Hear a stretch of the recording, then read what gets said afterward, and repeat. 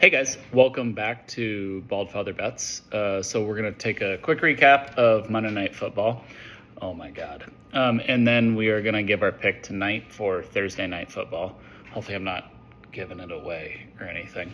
But first, please check and make sure that you're subscribed to the channel, notifications on, so you get our community posts, as well as support the channel, like, share, comment on this video.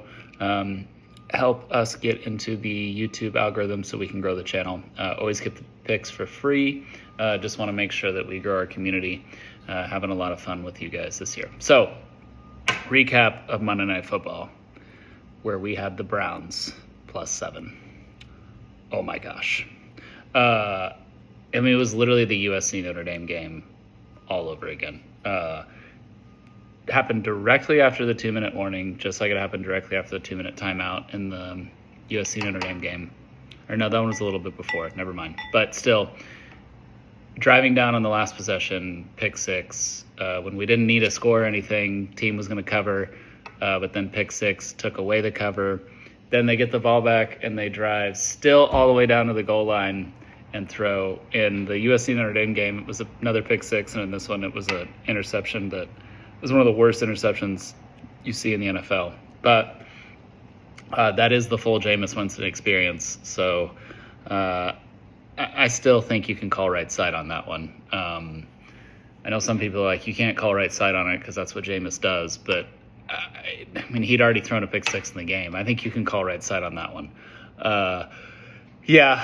So tough one. I will say, though, that soundbite after the game of, Lord, please deliver me from these pick sixes, that might have been worth the 2-unit loss. So anyway, 0-2 on Monday Night Football. It's okay. Wasn't a super confident pick, obviously. That's why it was a minimum unit play. And now we move into Thursday Night Football. So a lot of things going into this game. Previously, past four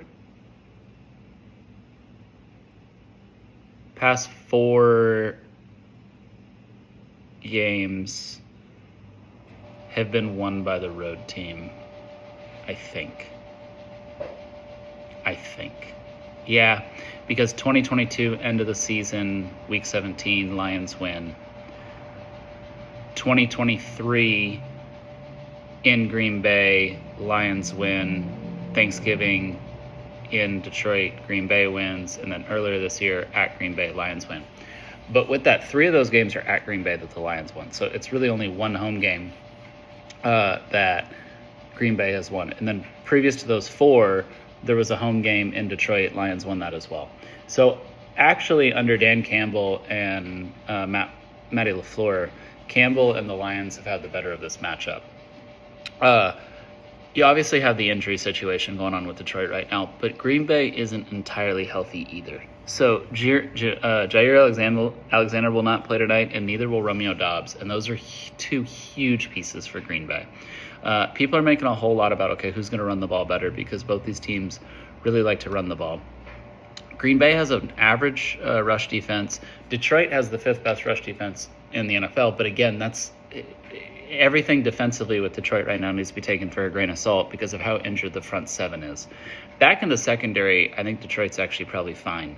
They have the 2 best safety duo in the NFL with Kirby Joseph and Brian Branch, and they actually got Emmanuel Mosley back at the cornerback spot. So, I'm sorry, guys.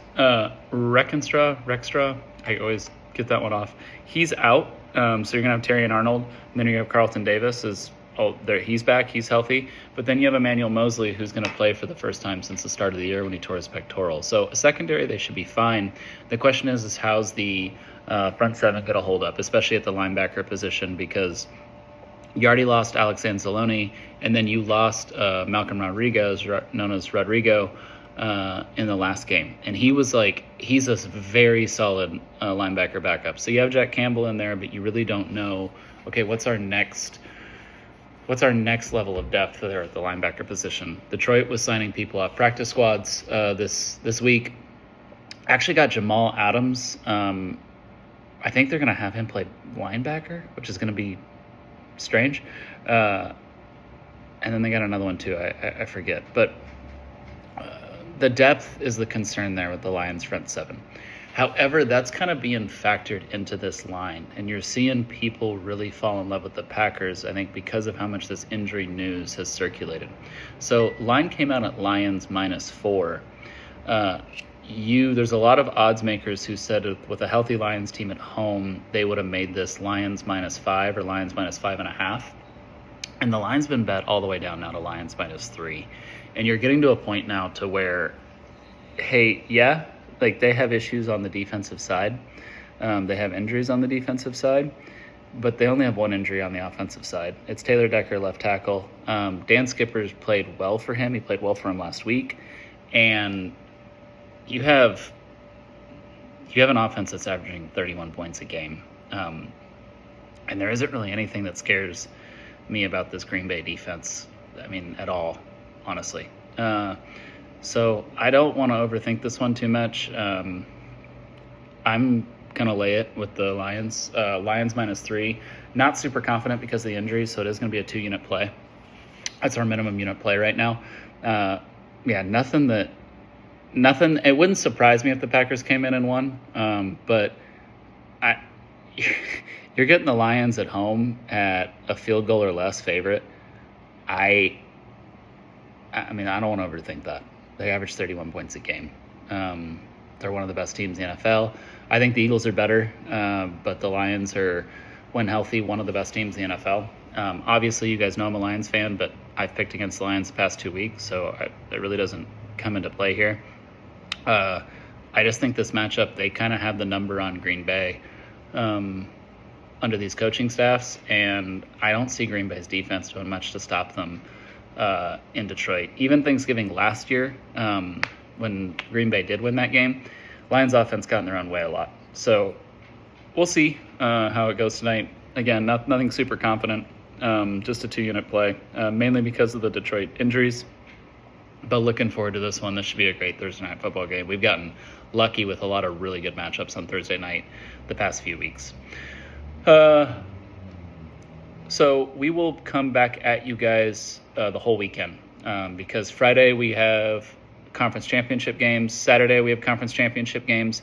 I am going to the Texas-Georgia game, Hook'em, in Atlanta. So we'll come at you either with a video late Friday night or early Saturday morning, and then obviously be back at you guys for NFL Sunday and then Monday Night Football on Monday. But it's going a little run here. It's been a rough ever since Sunday Night Football, not this past weekend, but the weekend before. It's been a rough week of luck, and yeah, usually I don't like to say things, oh, good luck, bad luck, but I mean, my goodness, we have just not gotten the ball to bounce our way in any of these games that have come down to the wire. But that's okay. That stuff tends to even out as the year goes on. So we're still having a really good year.